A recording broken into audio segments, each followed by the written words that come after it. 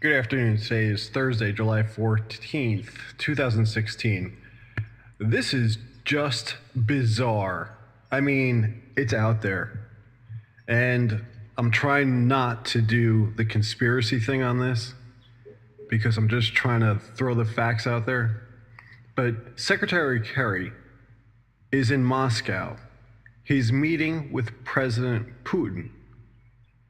This trip appears, from what I'm hearing, and I'm going to play the clips, wasn't backed by the White House. Am I mistaken, or did something change with the role of Secretary of State? The Secretary of State, by definition, represents the White House, but there you see Kerry and Victoria Nuland speaking with Vladimir Putin. And from what I understand, this is not sanctioned by the White House.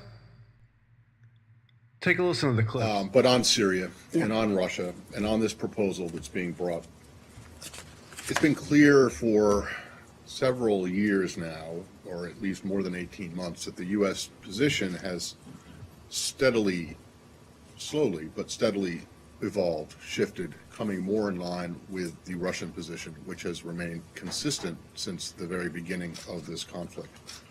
And I'm just wondering why, if the kind of proposal that's being presented, or that has been presented, is being presented now, why couldn't it have been presented far earlier in this process, at least after December, when the Secretary went to Moscow and essentially aligned the U.S. position with that of the Russians vis-a-vis Assad?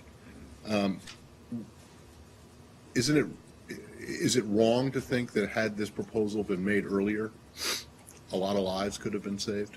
I would dispute the view that our position has moved. Our position has been consistent, which is Assad must go, that there must be space to have discussions to create that area for a political transition to move. We have long said that we would welcome, Russia's increased focus on ISIL, on Al-Qaeda in Syria. Our common view is that these groups pose a threat to not only the people of Syria, but to both our nations. On your question on timing, again, I'm not going to get ahead of discussions that may be happening in Moscow. You say that your position has been consistent, but it hasn't. First, it was Assad must go, and he must go immediately.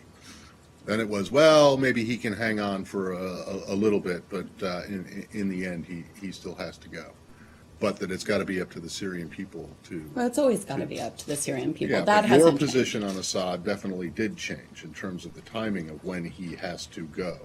And now it appears to have changed to the point where you are prepared to accept or agree to joint operations with the Russians, something that they proposed well over, a month or two ago.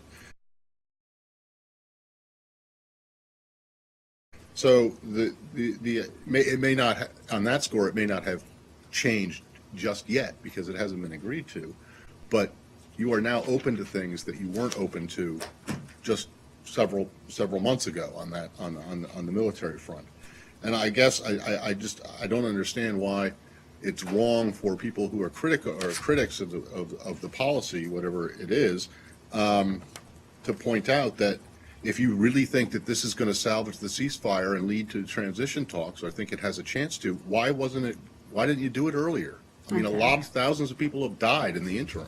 We are absolutely aware of that. We have been consistent in calling not only for the cessation of hostilities to continue in Syria, but also to push Russia to exert its influence on the Syrian regime to make that possible. The mere fact that you're considering doing it is a shift. Yeah, I would dispute that. What? I would say how can you possibly dispute that? It has been the position of the administration that you would not, or that you would deconflict. As soon as the Russians sent their their planes and Yep. people in back in last September.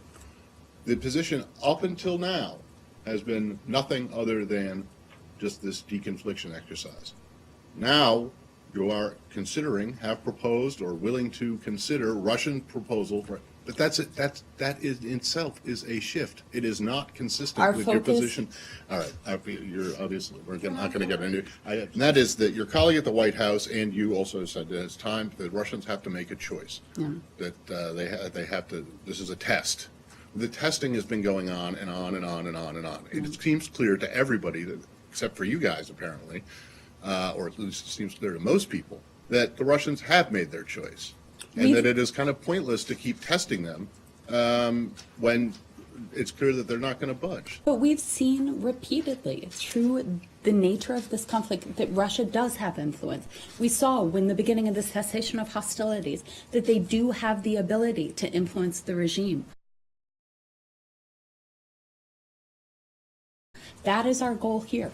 Our points, our position have been the same all along on this now. Just to be clear, has the secretary's, is this proposal coming from the secretary or is it an interagency proposal? So again, I'm not going to comment on specifics of any proposal. So would you say that the secretary's trip is the full backing of the White House and of President Obama? I'm not going to characterize that for the White House, but I would say that the secretary is going to present and to have discussions in Moscow that present the administration's views.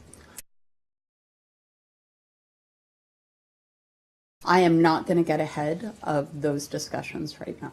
Because, I mean, as usually when a Secretary of State goes with a proposal like this, it has the backing of the White House.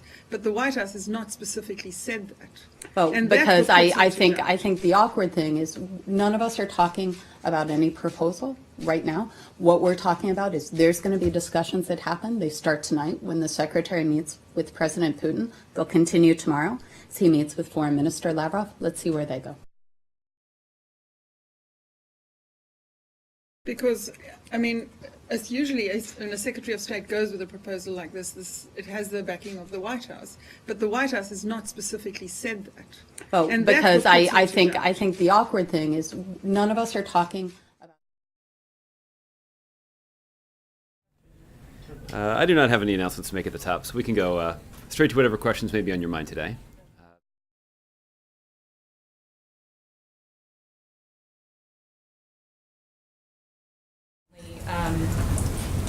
There are reports about the U.S. offering Russia some sort of military deal to go after the Islamic State group and Al-Qaeda in Syria.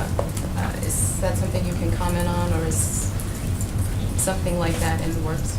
At present, the United States is not conducting or coordinating military operations with Russia. I know there's some speculation that an agreement may be reached to do so, but it's not clear that that will happen.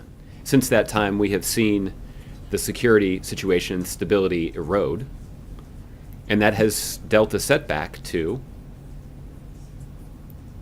efforts to reach a political agreement. As it relates to our military coordination, we've always made clear that we would welcome a contribution, a military contribution from Russia, as long as they were focused on ISIL and Al-Qaeda's presence in Syria. Unfortunately, we've seen them devote too much of their attention to using their military might to prop up the Assad regime. So the situation that we find ourselves in now is Russia's at a crossroads. Russia has to decide for themselves if they're prepared to take the kinds of actions